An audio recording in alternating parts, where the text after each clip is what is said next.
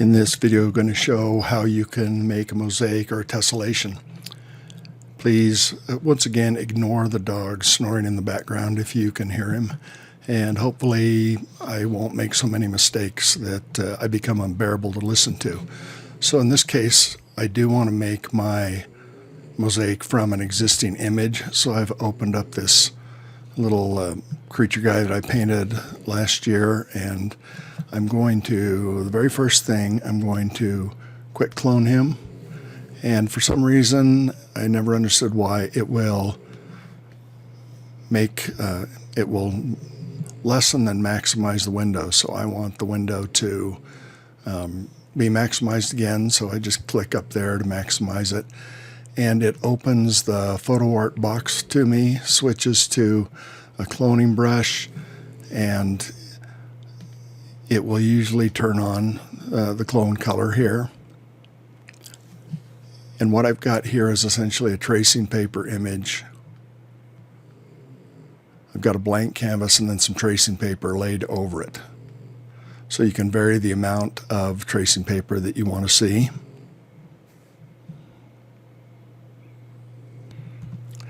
And to turn this into a mosaic, I will come up under Effects, Esoterica, Make Growth and Tessellation.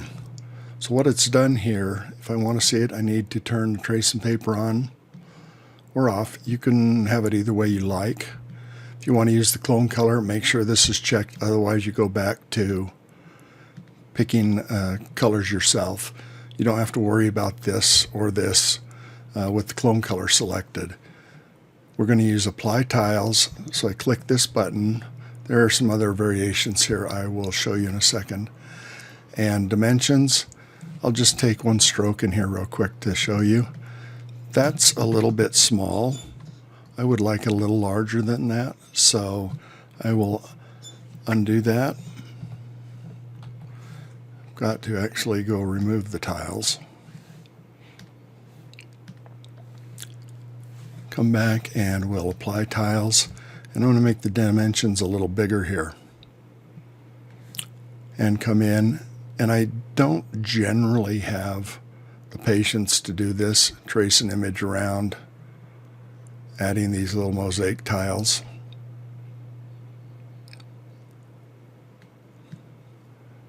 To me, you've got to have a lot of patience to do this, a lot of patience that I don't have.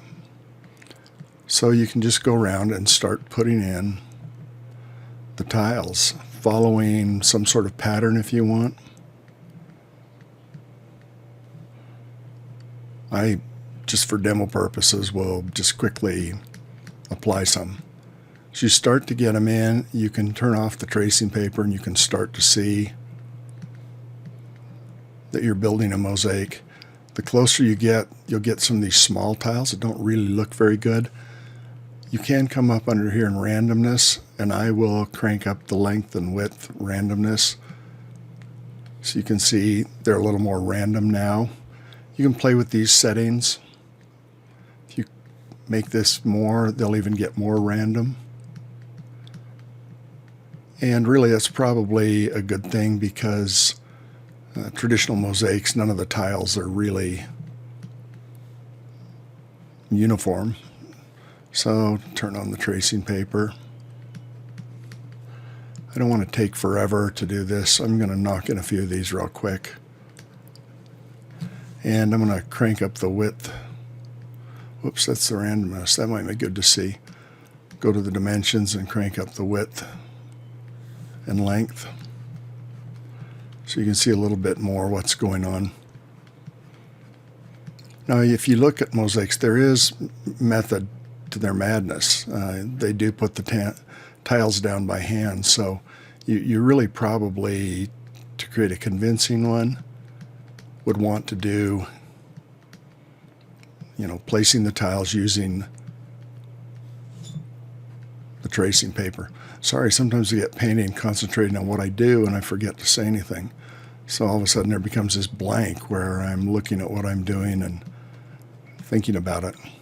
It's not that hard. It shouldn't take a lot of thought when I'm doing it. So you can do this. This image here is not real big. It's about 1600 by 1200. And you can see what I'm doing. I'll change the grout color a little bit. Changes it everywhere. I probably like slightly less grout than that bright white. It's a little jarring, so a little less value in it. There's some other options here you can use too.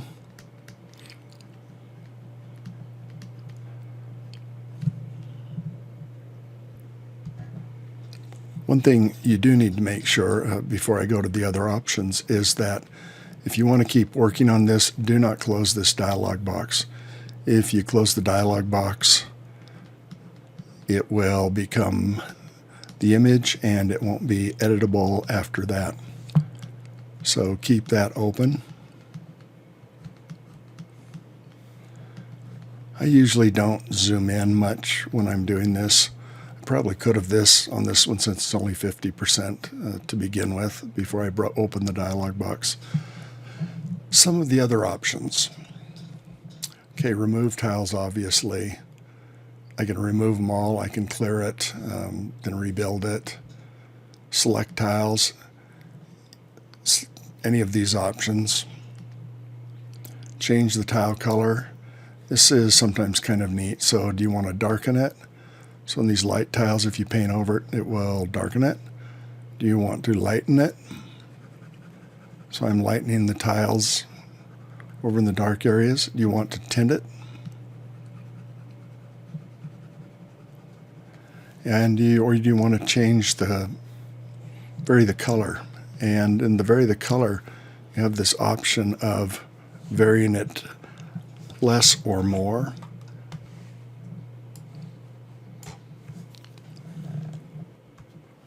So pardon the pause. When I hit color variability, this dialog box came up, but it came up on another monitor, so I had to pause it and go back in to get it. So here in color variability, you can either pick RGB from the gradient from a color set or hue, saturation, and value.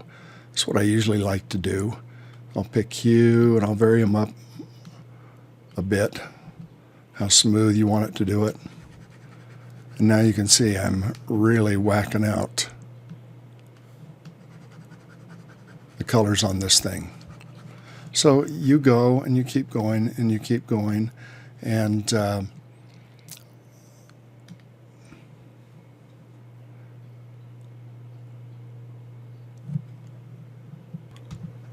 so stroke and fill selection, which aren't active right now. So render to mask. This will create a mask from all the tiles, so I'll render it to the mask. And we're going to look at this one next. So back to tiles. Go on as long as you want, doing whatever you want. And when you're ready, you can just click OK. Now I'm going to lower the opacity of the tracing paper. I'm sorry, increase the opacity. So there you can see the mosaic I've made. Now when I render to mask, I do have a selection now. I'll select, load the selection, and it will go to the mosaic mask. And so you can see now most of the tiles, except a few of the last ones, I selected and masked. You could copy these and paste them onto a new layer. Pretty much anything you would do with regular kind of selections you can do with this. One thing I might do with this is turn this back on, and I'm going to fill it with just the color, so I think this will make it a little easier to see. I'm going to clear it, and then I'll fill it with color. Okay, so it deleted some of the little tiles that I didn't have. So with the selection loaded, actually I don't think I even need to do that. I can come under Effects, and I can create a drop shadow. And I'm not going to necessarily play with it, but click OK, and so you can actually add a little drop shadow, give some dimension under your tiles that way.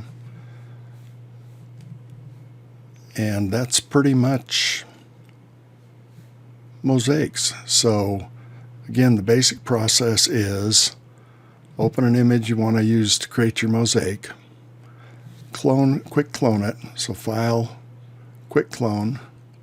You just run through it again. I'll go with this one. No, I don't want to save it. So here's my character. File, quick clone. Again, I don't know why it does this, so I'm going to maximize the screen. The clone is just hidden from view. You can't really see it anywhere. And then I'm going to close this because I won't do anything with that. And I'll go up under Effects, Esoterica, Make Mosaic and Tessellation. We're going to add tiles. These are already set pretty big. If we want to see what we're doing, highlight the Use Tracing Paper. If you don't, you can turn it off. And if you want to experiment, you could turn the clone color off. But then what's the point of using an image to clone from? So let me get that selected again. And just go ahead and make your mosaic. You can, if you want, of course, make your tiles larger up to that range. And I would recommend increasing the randomness in some of these, play with some of these settings. See what they do for you. Frankly, I really don't use this enough that I am super familiar with it. I know it's there, know how to do it. This is what it does. When you're done, just click OK, and you can get rid of the tracing paper. As long as you're cloning, you will have the option for tracing paper, but you can save this out whatever way you like, and it will just be a regular image. Save it as a RIF file, whatever. Once I've closed the panel, though, it does resort to a regular image. Now, see if I can come back up in and open it again. I would be painting over these tiles, I think, at this point. Oh, I'm surprised. Fooled me. There's how much I use this. So you can come back in, at least while the image is still open and your clone source is still open, and add more tiles. So there, kind of in a nutshell, is Make Mosaic. You should give it a try. You might like it. If you make a mistake, just clear it and start with a new one. I would probably say use smaller tiles in the areas where the details are small. And I don't know what happened to my tracing paper, probably because I cleared the image, but it's still cloning from the same image there.